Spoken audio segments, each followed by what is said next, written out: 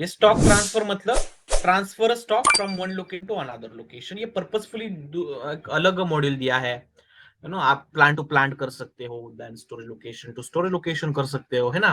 Suppose आपके company के दो प्लांट, एक बैंगलोर में है, एक चेन्नई में है, okay, and you want to transfer your material from Bangalore plant to Chennai plant. ऐसे डायरेक्टली हाँ यहाँ से बैंगलोर से उठाओ और चेन्नई में जाके रख दो, ऐसे नहीं होता है ना।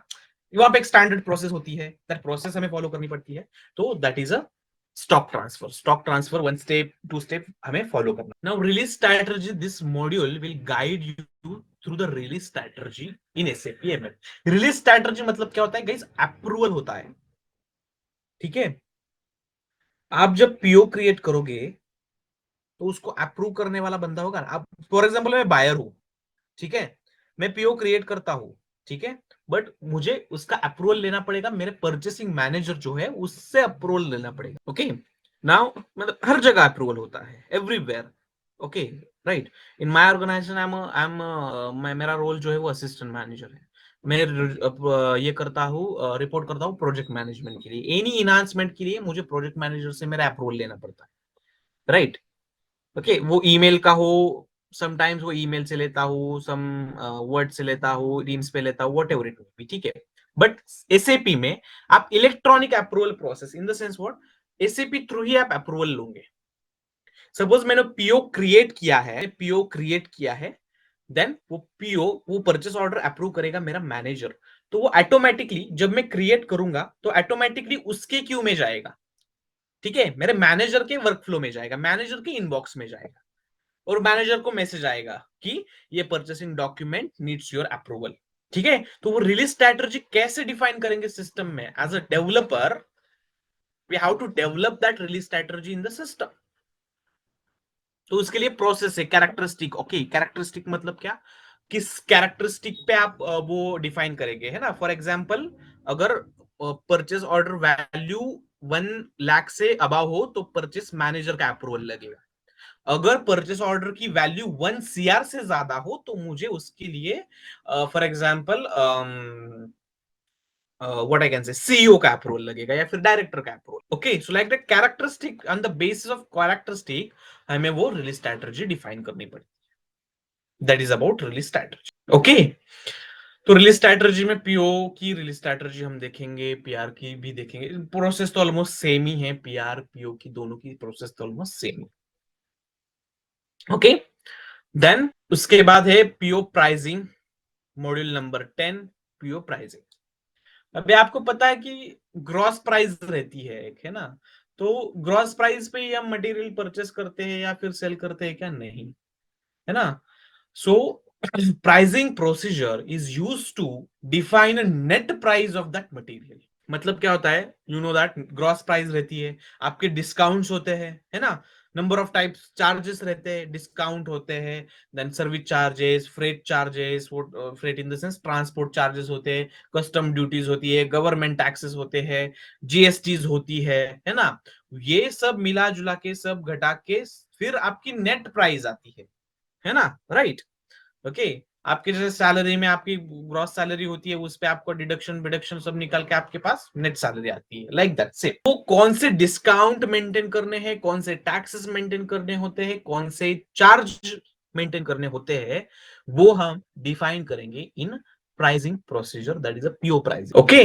देन इसमें कैलकुलेशन स्कीमा, फिर कैलकुलेशन हमें पढ़ना करना पड़ता है कि मतलब कि पहले डिस्काउंट आना चाहिए या पहले टैक्स आना चाहिए, ऑब्वियसली। फिर पहले हम फॉर एग्जांपल मेरा ग्रॉस प्राइस 100 है, तो उसके बाद मुझे मैं डिस्काउंट लगाऊंगा, उसके बाद जो प्राइस आऊंगी उस प्राइस पे मैं टैक्स लगाऊंगा, लाइक दैट। ऐसे कैलकुलेशन भी हम मेंटेन करना पड़ता है, ओके। ऐसे नहीं कि सब एक बार लगाओ उस ग्रॉस प्राइस पे और फाइनल आंसर लगाओ, ऐसा नहीं होता। We need to maintain calculation as well, ठीक है। मतलब 100 रुपीज है तो मैं पहले उस पे डिस्काउंट लगाऊंगा, डिस्काउंट लगा के जो प्राइस आएगा उस टोटल प्राइस पे फिर टैक्सेस लगाऊंगा, फिर कस्टम ड्यूटीज लगाऊंगा, लाइक दैट, ठीक है। Are you getting my point, right? Then module number 14, that is MRP, that is a material requirement planning. अब ये मटेरियल रिक्वायरमेंट प्लानिंग ये जो है ना, ये गाइज ये है एमएमपीपी इंटीग्रेशन वैसे तो। SAP MRP material requirement planning is used to procure or produce the required material quantity on on time for in-house purpose or for fulfilling customer demand. ये थोड़ा हार्ड डेफिनेशन है, मैं और सिंपल डेफिनेशन आपको बताता हूँ. What is meant by MRP? Right quantity of the material at the right time. That is a MRP. Material requirement planning. ये almost एक जर्मन कंसेप्ट है. अगर कोई किसी ने इंडस्ट्रियल इंजीनियरिंग का पढ़ाई की होगी तो उनको समझ में आ जाएगा. MRP, material requirement planning, is a German concept. Okay, SAP German software है. ओके, एसएपी जो है ना वो जर्मन सॉफ्टवेयर है, जर्मनी में इसके रूट्स है. ठीक है, तो ज्यादा करके जर्मन जो कंसेप्ट है ना, काइजन हो या फिर ये एमआरपी हो, ये ज्यादा जर्मन कंसेप्ट. प्रोडक्शन प्लानिंग में अगर आप देखोगे ना तो ज्यादा करके जर्मन कंसेप्ट बहुत अच्छे से इसमें प्रोसेस किए जाते हैं. ठीक है, तो कंसेप्ट ऑफ एमआरपी मतलब क्या? Right quantity of the material at the right time, that is a material requirement planning. ठीक है, तो हमें इसमें प्लांट पैरामीटर मेंटेन करने होते हैं. Then MRP run, MRP check. Okay, तो मुझे किसी ने सेफ्टी लेवल स्टॉक किसी ने पूछा था समथिंग अबाउट इट, तो ये सब इसमें होता है. ओके, मिनिमम स्टॉक लेवल हो, तो ये मिनिमम स्टॉक लेवल है, मतलब इसमें क्या होता है? रीऑर्डर पॉइंट होता है. ठीक है, अगर आपका स्टॉक 100 आपने मेंटेन किया, 100 स्टॉक मेंटेन किया, मिनिमम स्टॉक जो है वो वट एवर 100 मेंटेन किया, तो सिस्टम ऑटोमेटिकली एमआरपी रन करता है. That means what?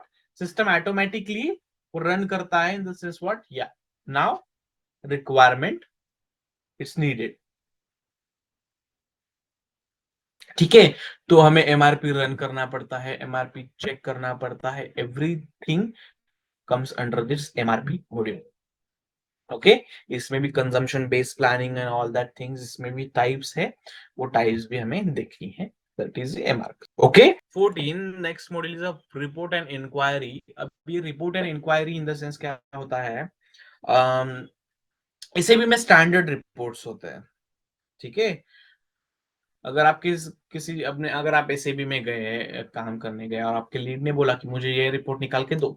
ठीक है, जो यू शुड नो कि वो रिपोर्ट जो है वो एक्सपोर्ट कैसे करते हैं from SAP to Excel file. ठीक है ना, आप रिपोर्ट का स्क्रीनशॉट लगा के तो भेज नहीं सकते, और सब कुछ कॉपी भी नहीं कर सकते. कॉपी पेस्ट कितना करोगे? आप एक्सपोर्ट कर सकते हो, है ना. तो रिपोर्ट कैसे निकालेंगे वो मैं सिखाऊंगा आपको module number, which is very easy task. ठीक है, बहुत ही इजी टास्क है. That comes under report and inquiry. Okay, from next class we will start practical.